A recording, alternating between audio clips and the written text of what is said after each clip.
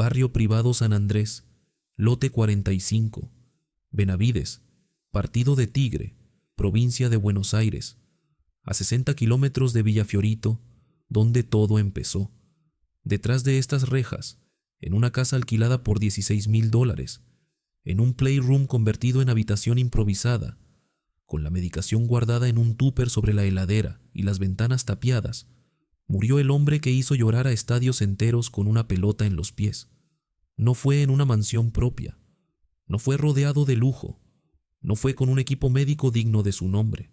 Diego Armando Maradona, el deportista que ganó aproximadamente $500 millones en su carrera, pasó sus últimos 14 días en un cuarto sin baño accesible, sin desfibrilador, sin oxígeno, sin nadie que realmente estuviera mirando. ¿Cómo terminó el ídolo más grande del fútbol mundial en esas condiciones? ¿Quién lo cuidó? ¿Quién lo abandonó? Esta es la historia de una casa que se convirtió en escena del crimen y de un sistema que devoró al hombre que alguna vez fue un dios.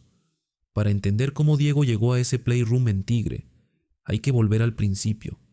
Nacido el 30 de octubre de 1960, en Lanús, criado en Villafiorito, uno de los barrios más pobres del sur de Buenos Aires. Paredes de chapa, calles de tierra, agua que se cortaba sin aviso. 8 personas compartiendo una casa minúscula. Don Diego, su padre, trabajaba en una fábrica de productos químicos.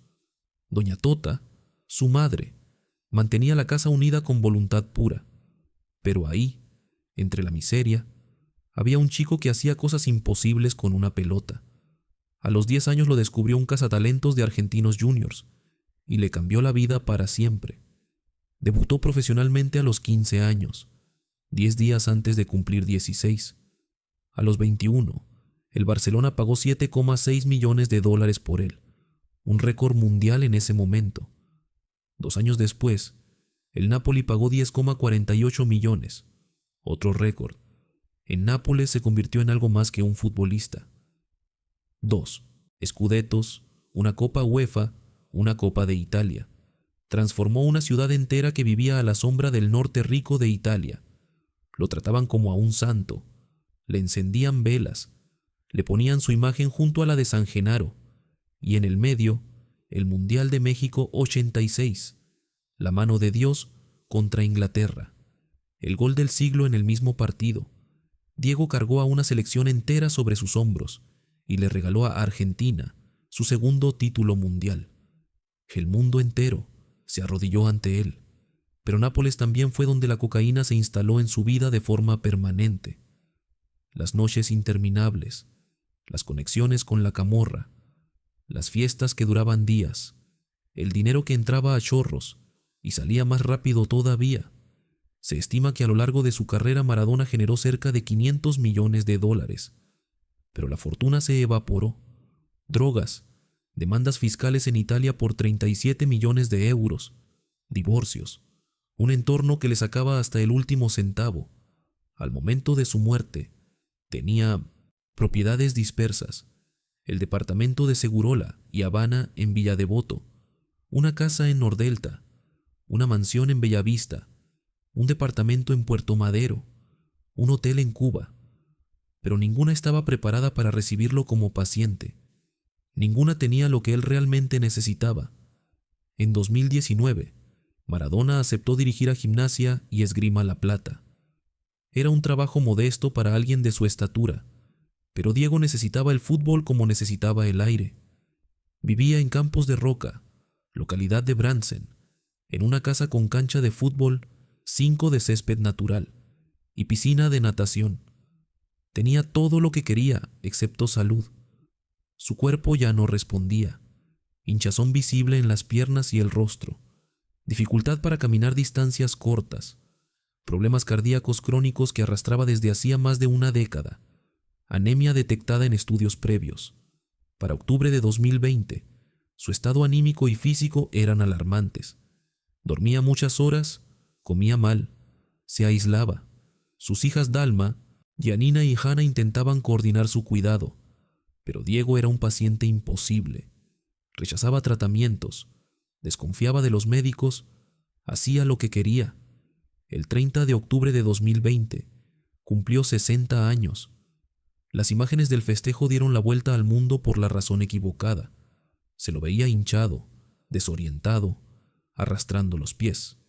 Días después fue llevado al sanatorio Ipensa de La Plata, para lo que le dijeron que era un control de rutina. Pero no era rutina. Los médicos le detectaron un hematoma subdural, una acumulación de sangre entre el cerebro y la membrana que lo cubre. Necesitaba cirugía de emergencia. Lo derivaron a la Clínica Olivos. El 3 de noviembre de 2020 lo operaron. Su médico de cabecera, el neurocirujano Leopoldo Luque, se presentó ante los medios como el héroe que le salvó la vida. Salió de la clínica, haciendo el gesto de victoria con las dos manos. Pero había un problema. Luque no hizo la cirugía. La revelación más impactante del juicio de 2025 fue que quien realmente operó a Maradona fue el neurocirujano Pablo Rubino. El informe quirúrgico fue falsificado para incluir el nombre de Luque como responsable. Luque era especialista en cirugías de espalda. Nunca había realizado una cirugía craneal. El abogado y amigo de Maradona, Víctor Stinfale, sospechó desde el principio. Llamó al cirujano Rodolfo Benvenuti para que evaluara la situación. Benvenuti confirmó lo que Stinfale temía. Luque no estaba a la altura. Maradona permaneció 8 días internado. La clínica recomendó formalmente que continuara en una institución especializada para tratamiento psiquiátrico, clínico, toxicológico y de rehabilitación. Esa recomendación fue ignorada. Tanto el equipo médico como el entorno familiar la desestimaron. Se firmó un documento donde la clínica autorizaba la salida, pero no emitía un alta clínica formal. Esa diferencia entre salida autorizada y alta médica es la grieta por donde se filtró todo lo que vino después. La Casa de Tigre fue elegida con urgencia. La idea era que Diego estuviera cerca de sus hijas, especialmente de Janina, que vivía en la zona. La propiedad era de Santiago Llorelo, quien la alquiló por necesidad económica. Maradona fue su primer inquilino. La casa tenía 2 plantas. Abajo, un living comedor con cocina integrada, un baño completo y un amplio playroom vidriado. Arriba, 4 habitaciones, una de ellas en suite, jardín con piscina y vista a una laguna. Suena bien, pero había un problema fundamental. Las habitaciones estaban arriba y Maradona no podía subir. La escalera no tenía barandas y a Diego le daba miedo. Solución improvisada. Convirtieron el playroom de planta baja en su dormitorio. Le pusieron una cama de 2 plazas, un sillón masajeador, un televisor grande y un inodoro ortopédico. Le instalaron una puerta corrediza para separar el espacio del resto de la casa. No era una habitación, era un parche. El baño con ducha estaba en la planta, alta, completamente inaccesible para él. Se aseaba en un toalete diminuto de la planta baja que solo tenía inodoro y lavamanos. Según el informe policial, la distancia entre su cama y ese inodoro era de 11,35 metros. Para un hombre recién operado del cerebro con problemas de movilidad. El abogado Fernando Burlando, representante de Dalma y Janina, no se guardó nada al describir el lugar. Una pocilga, una mugre pocas veces vista. Matías Morla, el ex apoderado de Maradona, declaró que Diego nunca hubiese vivido en esa casa si hubiera estado en condiciones de decidir. Claudia Villafañe, su ex esposa, le dijo a Óscar Ruggeri algo que heló la sangre de todos. Si vieras donde falleció Diego, te morís. Se suponía que aquello era una internación domiciliaria. Se suponía que habría asistencia médica permanente. Se suponía que habría una ambulancia estacionada en la puerta.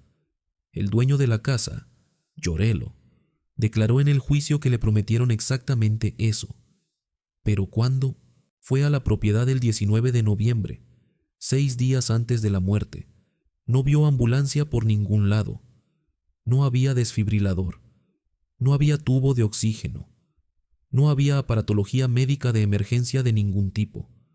Las indicaciones para administrar la medicación estaban escritas a mano, en un papel pegado con un imán en la puerta de la heladera. La medicación misma estaba dentro de un tupper que cambiaban de lugar constantemente para evitar que Diego se automedicara.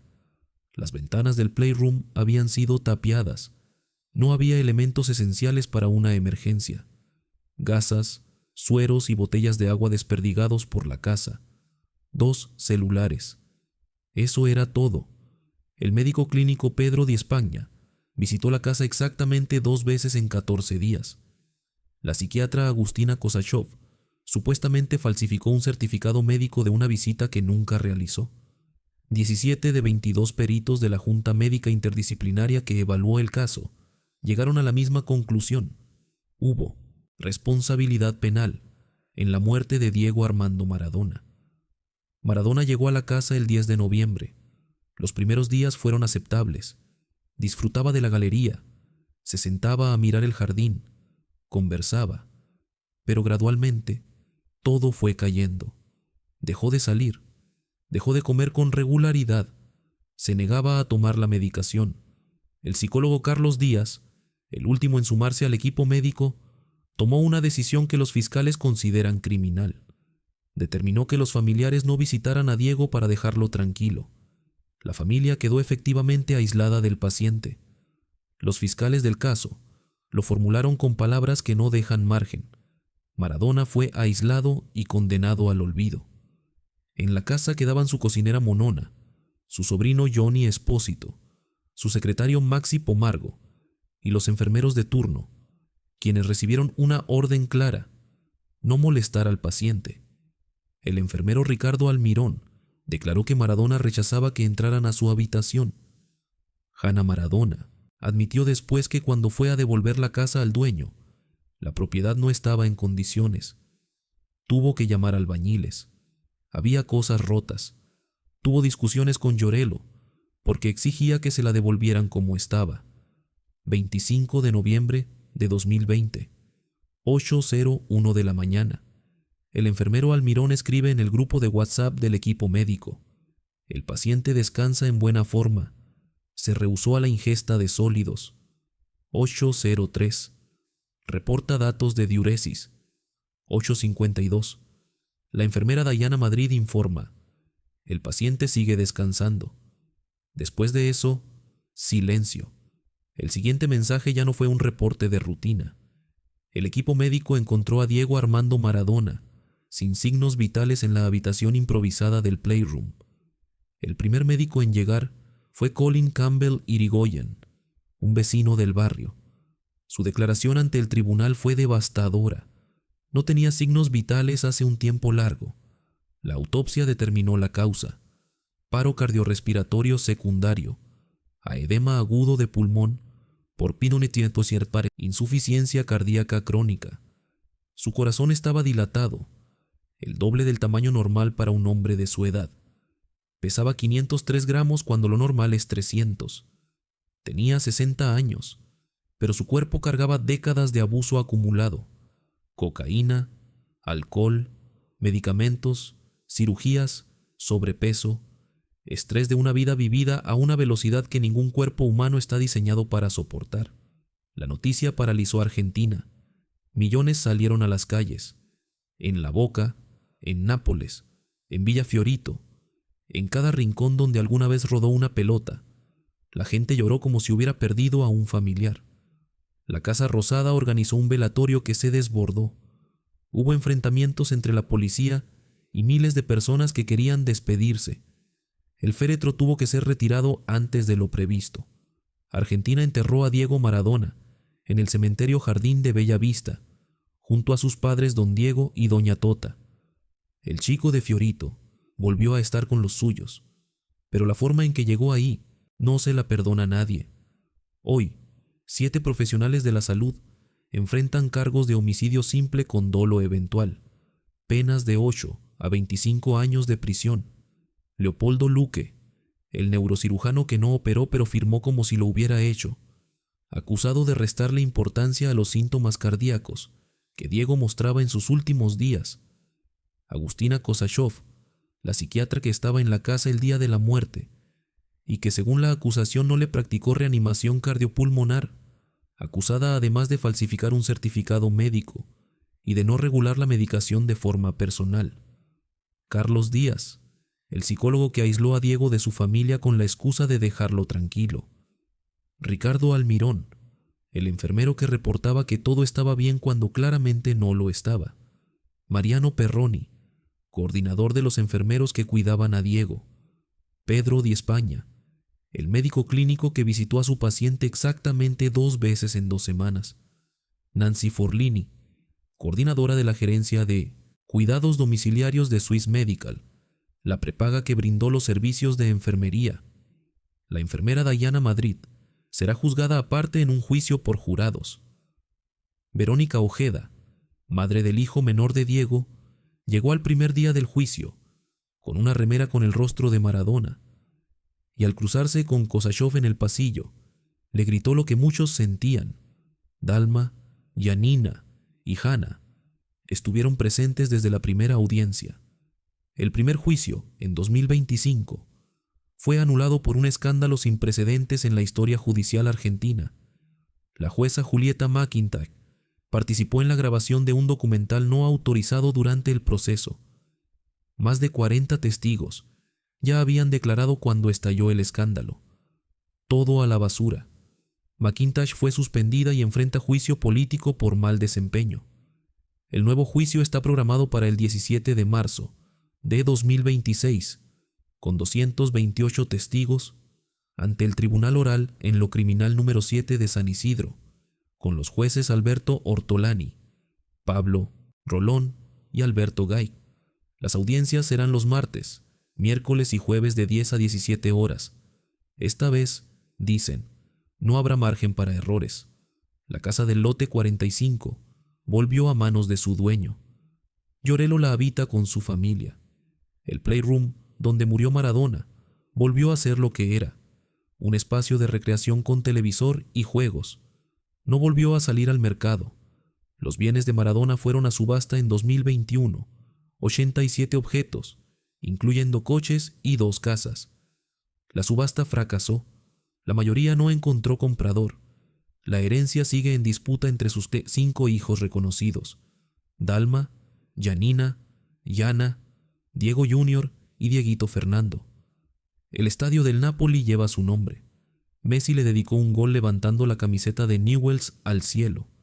Murales con su cara cubren paredes en Buenos Aires, Nápoles, Barcelona, La Habana. Pero la pregunta que nadie puede responder con tranquilidad sigue ahí. ¿Cómo es posible que un hombre tratado como Dios en cada estadio del planeta haya pasado sus últimos días en un playroom improvisado, sin equipamiento médico, aislado de su familia, con la medicación en un tupper y las ventanas tapadas? Un hombre al que millones le cantaban en las tribunas. Un hombre por el que ciudades enteras salían a la calle. Un hombre cuyo nombre se tatuaron desconocidos en la piel. Ese hombre murió a 11 metros del baño más cercano, en una habitación que no era habitación, cuidado por gente que según la justicia no lo cuidó. Diego Maradona no murió solo de un paro cardíaco, murió de un sistema que lo usó mientras servía y lo soltó cuando dejó de servir. Murió de un entorno que se peleaba por su firma, pero no por su salud. Murió de decisiones que tomaron otros cuando él ya no podía tomarlas por sí mismo. La casa de Tigre sigue ahí, silenciosa, ajena a todo, como si nada hubiera pasado, pero todos sabemos lo que pasó, y el juicio que viene en marzo de 2026 va a obligar al mundo a escucharlo en voz alta. Si esta investigación te impactó, déjame saber en los comentarios qué otra historia oscura, detrás de una propiedad de celebridad, deberíamos investigar, porque detrás de cada casa famosa hay una cuenta que alguien está pagando, y a veces el precio no aparece en ninguna escritura.